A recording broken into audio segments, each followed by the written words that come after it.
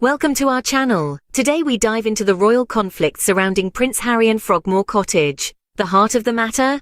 Prince Harry has been stripped of Frogmore Cottage, his UK home, by none other than his father, King Charles III. This decision has raised many an eyebrow, with cynics suggesting that this move was designed to make it harder for Harry to visit the UK. But why might this be an issue? For Harry, his wife Meghan and their 2 children, Frogmore Cottage was more than just a home. This security blanket yanked away, many wonder if this was a mere logistical decision or a calculated move to prevent Harry from setting up a rival court. Was this merely a logistical decision, or is there more to the story? Let's find out. At the heart of this conflict lies a deeply personal family issue. These aren't just the actions of a king and a prince, they're the actions of a father and a son.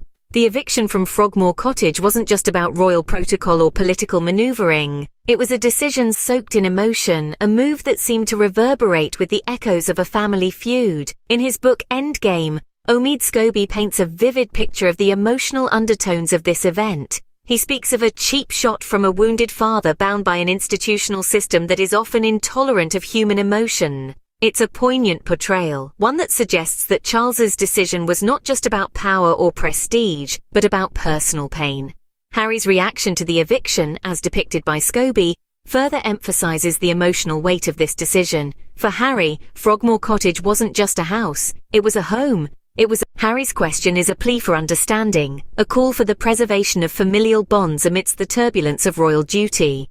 The implications of these events are far-reaching. They've affected not just the dynamics within the royal family, but also how the public perceives them.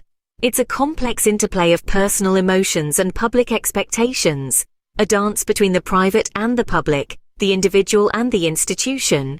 It seems the roots of this decision are tangled in both personal and institutional challenges. This isn't just a story about a prince and a king, it's a story about a father and a son, about a family grappling with the weight of their roles, their responsibilities, and their relationships. Security is more than just a word for the royal family, it's a necessity. For any family, safety is paramount, but for the royals, it's an ever-present concern that extends beyond the typical boundaries. And this concern becomes even more pronounced when we delve into the heart of Frogmore Cottage, a domicile nestled within the royal estate, regarded by the Sussexes as their safe haven during their UK visits.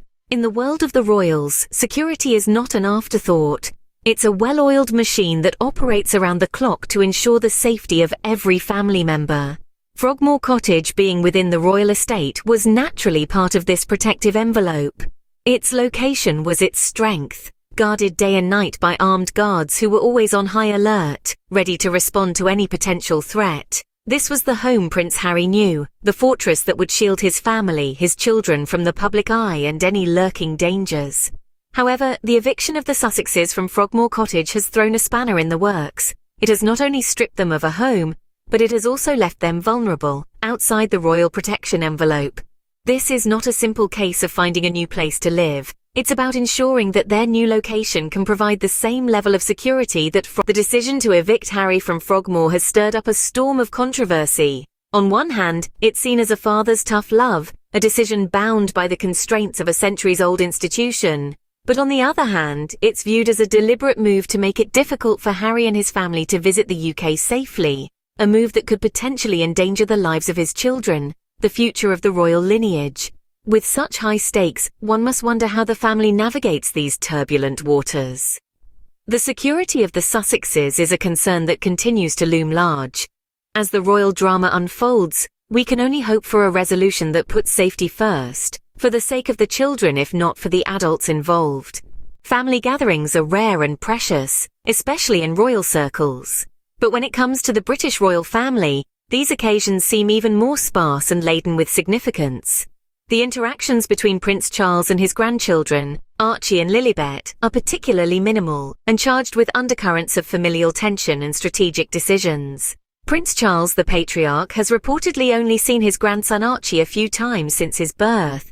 Even more striking is the fact that he has met his granddaughter Lilibet just once. Lilibet, born in the United States, the distance was felt most acutely during Lilibet's christening in California, an event Charles reportedly chose not to attend. This absence was not just a missed family milestone, It was also a public statement, rippling through the media and royal watchers worldwide. It raises questions about the dynamics within the royal family and the possible reasons behind such decisions. Is it personal reluctance, a busy royal schedule, or perhaps a deeper, more strategic motive related to the family's public image and internal politics? Every missed event adds a layer to the complexity of royal relationships. This conflict isn't just about a cottage, it's about the future of royal relationships.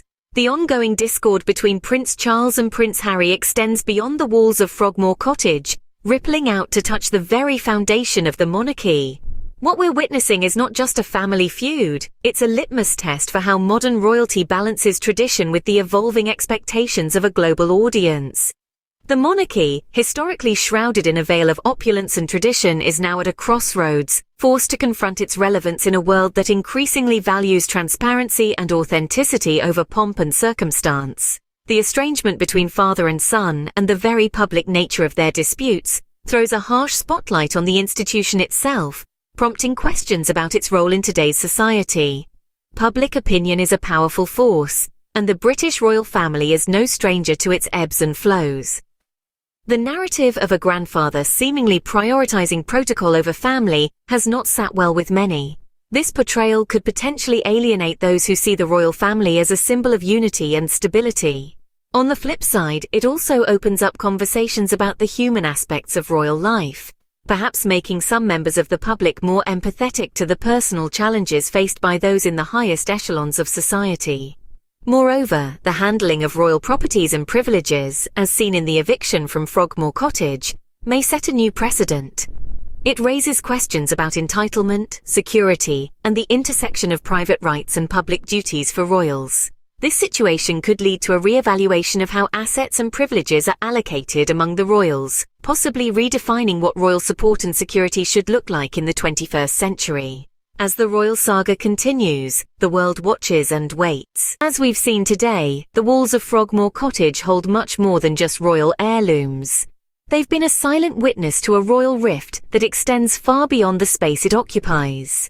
The eviction of Prince Harry from Frogmore Cottage is a key point that's been raised. It's not just about the loss of a home, but a perceived attempt to make it more difficult for Harry to visit the UK safely with his family. Then there are the family dynamics at play. The limited interactions between Prince Charles and his grandchildren, Archie and Lilibet, suggest a strained relationship.